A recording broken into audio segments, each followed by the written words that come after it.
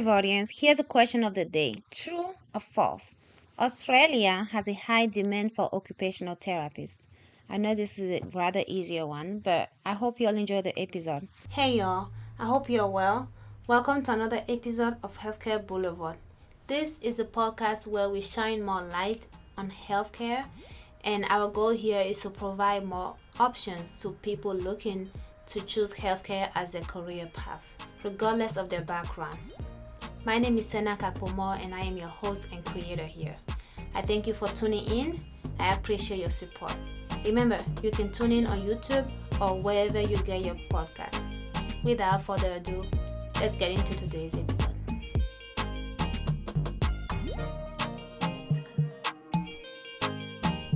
Welcome, Rutendo. How are you doing today? I'm good, thanks, and you? I am well, thank you. So, Rutendo is currently living in Australia and working as an occupational health. But let me go ahead and have you tell us a little bit more about yourself and what you do. All right, my name is Rutendo. I'm an occupational therapist for the past 8.5 years. And I qualified my honors degree program in Zimbabwe in 2013. And I worked there for about 6 years before I moved on with my career to the UAE and then 5 months ago to Australia. And Wow. yeah, I'm a single mom with 3 kids. Yeah. Wow. Okay, you've been around as an OT, huh? Yeah. Okay, so you got your license and did your education in Rwanda. Is that correct? In Zimbabwe. Sorry, Zimbabwe. Okay. Yes. What's the process for that? It's a 4-year degree program, and straight after A levels, which is equivalent to like year 12 here in Australia, I straight away went to do my occupational therapy. Not that I knew what it was about, but I just found myself there because they had this policy that if you put it as an option, be it first, second, or third option of your degree program, automatically they will enroll you in OT. So it was my third option. And then I found myself doing OT when I didn't really know what it was about. But when I started knowing about it and learning more, I just fell in love with it. Okay, so out of curiosity, what were your first and second options? My first option was radiography, and my second option was pharmacy, and then occupational therapy. Okay, all right. So after your 12 years, so that would be equivalent to like high school over here in the States. Yes. Then you have a 4-year afterward. So a bachelor's degree, essentially. Is that correct? Yes, it's a bachelor's degree. Okay. And so when you are done with the training with your bachelor's degree in OT, do you have to take a license? Yes, you have to do like 1 year under supervision where you're working either in a government facility or a private hospital, but there has to be a senior OT who will be supervising your practice to make sure that it's at par, you're following all the ethical considerations, you're doing like the right things at the right time. You know how to do your assessment, you know how to do your treatment plan, you know how to actually do the implementation of that treatment plan. So after that 1 year of supervision, you get an general registration or open practice registration. You'll be free to work in whatever kind of setup you want, or you can even go on and open your own private practice. Okay, so as an OT let's start with Zimbabwe because you started there. What settings can you work in as an OT? There are quite a different number of settings that you can work in that sometimes not quite related, because you can work in pediatrics, you can work in adult, be it adult neuro or adult physical, and you can work in mental health. So, and there are other components you can work in. You can work in ergonomics, like workplace settings. You can work in medical legal. You can also work in like mines and other high risk areas as an occupational therapist, making sure that they're following the proper protocols of occupational health and safety. Okay. And then once you're done and you start working, for you specifically, what demographic what demographic of patients were you working? What setting were you working in Zimbabwe? Straight away from graduation, I worked for about 6 months as a research assistant for my former lecturer who was doing her PhD. So I was into research for the first 6 months, and then I went to volunteer at a children's hospital. At that point, when I was working there, that's when I fell in love with pediatrics. And then I went on to volunteer at another independent organization that dealt with autistic children called Autism Organization of Zimbabwe. And that's where I really learned how to be like a community OT and really tackling the real life problems like the social skills aspect, the independent living aspect, and even community mobility. And like it really like fell in place. Like I felt at home that I was doing something that I really loved doing. And after that, I worked for 4.5 years at St. Giles Medical Rehabilitation Center. I started off as an occupational therapist, and then I went on to become like the OT lead for the pediatric department. Yeah. Okay. All right. Let's dial back a little bit into education. In Zimbabwe, do you have the option for master's or even doctorate degree in occupational therapy or no? By the time I trained, the program that was being offered was an honors degree in occupational therapy. And now that we have professors and people who have got their PhDs, they have introduced the Masters in Occupational Therapy program. Yeah. Okay. All right. So it's much like here, it's, the profession is improving and evolving is the word I should use. Okay. Absolutely. Okay. Now, so you say you went from Zimbabwe to what country were you at before you went to Australia? I went to the United Arab Emirates. Okay. Okay. So what was the cause for your move there, and how was that transition professionally? The economic situation in Zimbabwe was getting worse and worse. And even though I was working full time, the salary was just not enough for me to take care of my children. So soon after my divorce, I moved to the United Arab Emirates so that I can have a better income and be able to provide a better future for my children. And I went there in January 2020, and then COVID hit. I was supposed to take my qualifying exam to be able to qualify, and it was an oral interview, which I didn't make it. So I had to retake that exam, and then COVID happened and they suspended all the exams until September. So during that time, I was not working and I was in a foreign country. But thank God I had this colleague of mine, his name is Maxwell Dakwa. He took me in with his family, and they housed me and provided for my basic needs and everything. And up until September, I then took my exam again, and then I got my license to practice. And I was working in a long-term care facility where there were predominantly ventilated patients. And it was more like their wheelchair needs, their splinting needs, their recreational needs, so that there's that balance and quality of life in their lives, even though they're ventilated for the rest of their lives, but we had to bring in that quality. So that we know what happened in United Emirates. So why did you then decide to move to why then did you decide to move to Australia? How was that transition? Yeah, in the United Arab Emirates, the environment is good. The people are very accommodative and it's just beautiful. But the challenge that I faced was that they have an Arabic curriculum for their education. And I wanted to bring my children along. And for the English curriculum schools, they're private schools and they're so expensive. So as a single mom, I was not able to afford the tuition for all my 3 children. And so I was looking for a country that will give me a good quality education, that will help me to progress in my career, and that will just give an overall good quality of life for all of us as a family. So before I even decided or settled down on a country, I got a message in my LinkedIn from some agents saying, hey, would you like to migrate to Australia and work as an OT, because there's a high demand for OTs? And then I was like, oh, okay, yeah, why not? Why not? Yeah.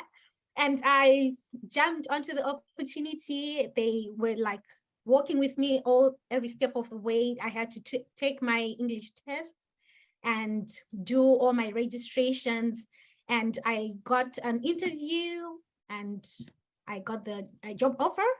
And the employer did my visa for me. I had to do my children's visas and the medicals, and everything was just rolling, and it was so fast paced. It was like surreal, like, okay, am I really doing this? Yes. Right. Right. Yes. Oh, wow. By the beginning of this year, in February 2022, that's when we came to Australia. Okay, well, I'm very happy to hear all is working well and you're enjoying your time there. It is. It is. Have the kids join you yet? Initially, I took my eldest. She's 13, because I figured she'll be able to adjust better. And she's like semi-independent now. Unlike my younger ones, they're still 5 and 3. So trying to adjust to everything, I thought, let me do it like one step at a time. By the time we get settled, maybe around next year or end of next year, I'll bring the other 2 along. And they have the older sibling to sort of help them navigate that a little Absolutely, bit. yeah. Yeah, I know my siblings were here before I came to the US, so it was definitely helpful to have people in my generation to help me navigate the system. So yeah, it's a great opportunity. Okay, so what then would you say will be the differences, if at all any, between practicing as a OT in Zimbabwe and what you're doing now in Australia? In Zimbabwe, we follow mostly the medical model of care, where we're working in the hospital and the clients are coming in to get their therapy needs. And whereas here in Australia, it's more of a social mode of care, where therapy is integrated into the lives of the clients. So whatever is going on into their lives, we are intervening. Let's say, for example, I'm working with a child who's going to school. So they go to school first during the day, and after school, I will go and see them for therapy. But if they have like handwriting needs or like social interaction needs, social skills, I might integrate my therapy sessions whilst they're still at school, so that I can help them better. They will be able to associate the therapy that we're doing for handwriting needs and the learning that they're currently doing. So it's all about integrating therapy into their everyday lives here in Australia.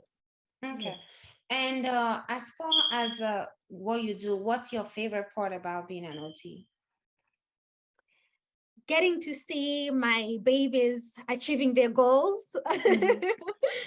Like I can give an example of one of my clients who was very socially disengaged, and he had low self-esteem.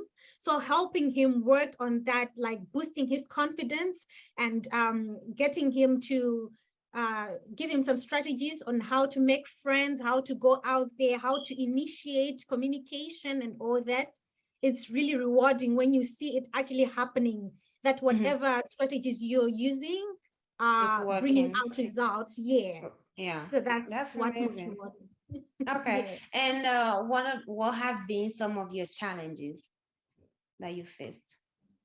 The most difficult challenge was trying to fit into the Australian system. It's kind of different from Zimbabwe and the UAE in that the social life is a bit low. You really have to be creative and go out there and try to look for those like recreational activities.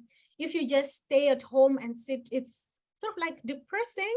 Yeah, so that's the difference. Unlike in Zimbabwe, there is social life everywhere.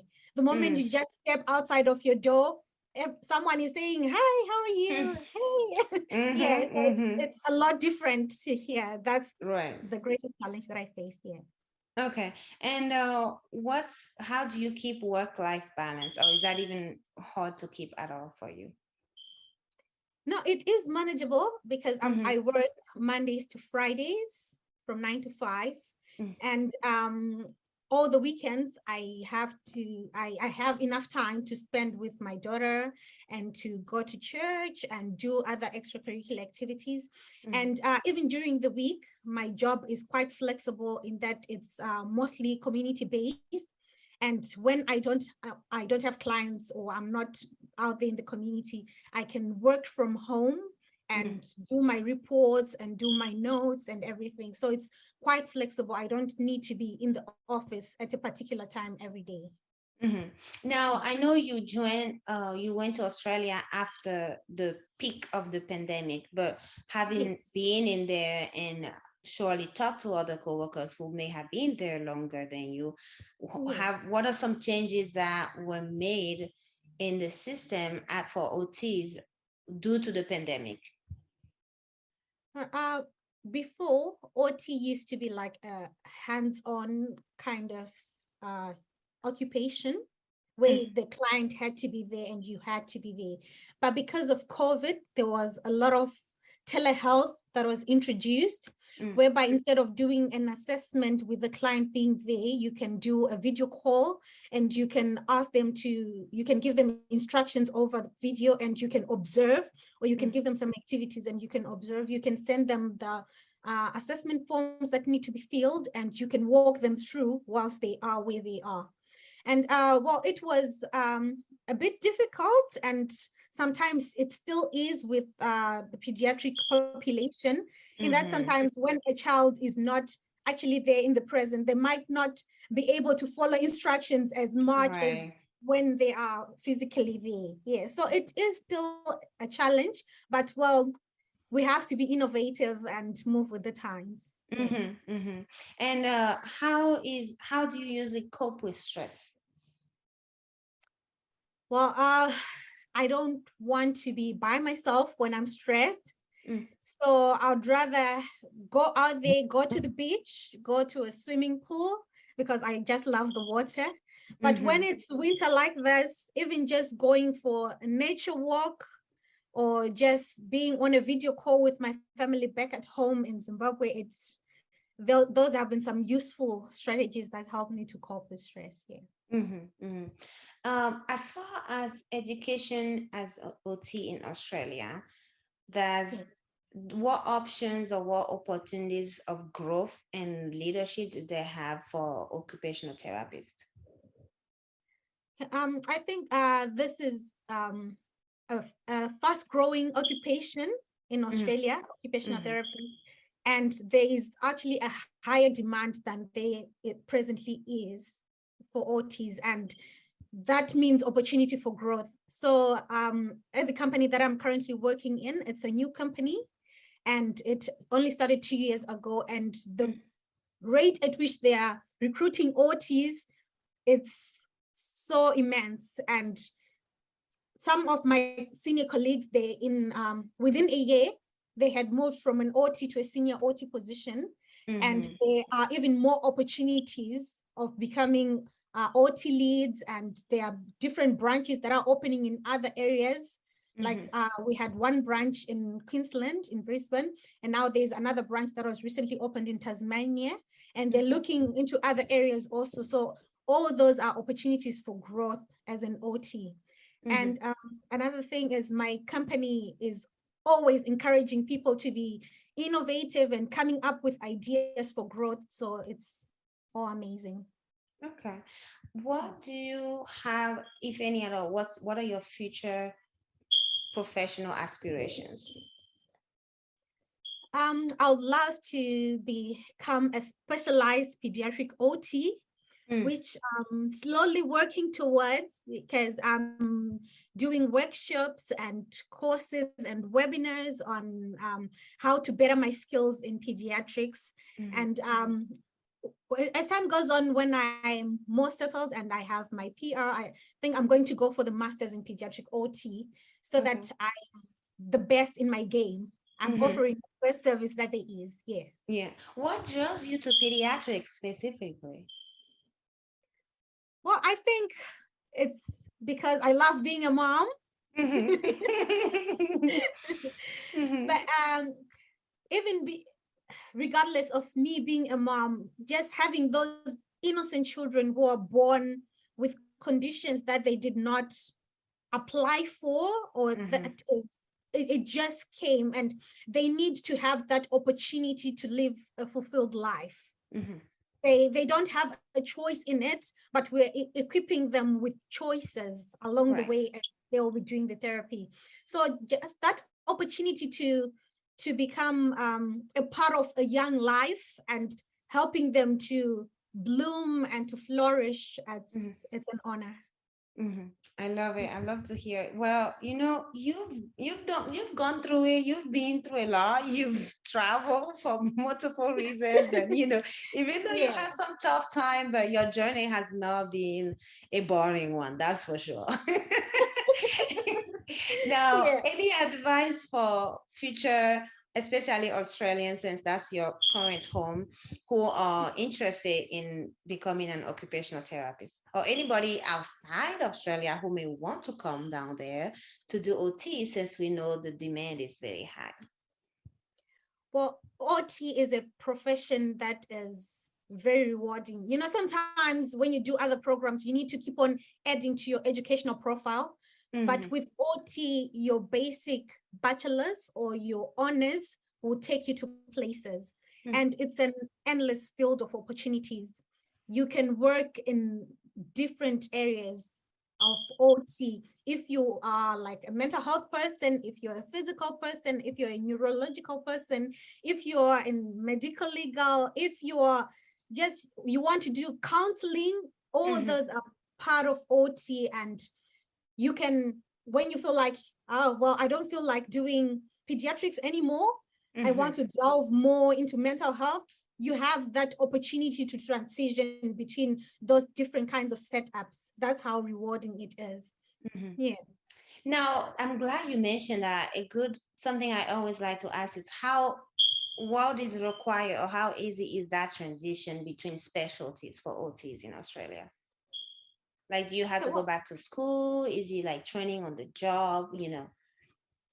no, you don't necessarily have to go back to school, but when you feel that your skills are not at par with Mm-hmm. what is required of the job, like the demands, you can do courses and workshops just to upskill yourself. Because when you're doing when I did my honors, we trained in everything. They give you, like, they equip you with all the skills that you need. But maybe because it's been quite a few years when you were not practicing in that particular area, so you might just need Right. refresher courses, not Mhm. going back to school necessarily. Okay. Yeah. All right. Well, Rutendo, thank you so much for taking the time and making the schedule work. I appreciate it. And for sharing your journey with us with, open arms. I really appreciate it. It's an honor. All right. You have a view. I know it's early over there. The day is just sort of starting, whereas we are Yeah. ending It's over here. In fact, you're in a total different day. Like, you're already on a Monday, right? The 25th. Yes. Yeah, And we are then still on Sunday. Sunday. It's just amazing how the world works. It is. It is. Yeah. Well, I'm glad you're having a good Monday. So I'm gonna Yeah. hope to have a good Monday just like you're doing tomorrow. Absolutely. It will be beautiful. All right. You have a beautiful day, Rutendo. All right. Bye. Take care. Bye. All right. The answer is true. As you hear throughout our episode, that is part of the reason, if not the main reason, why our guest ended up in Australia from Zimbabwe, and all the traveling she did and the reason she did her traveling. I really hope you all enjoyed this episode. And yeah, that's it. Bye, y'all. All right, that's all I have for you today. Thank you again for joining me. I appreciate you. Please subscribe, follow, like, comment, and share. And stay blessed.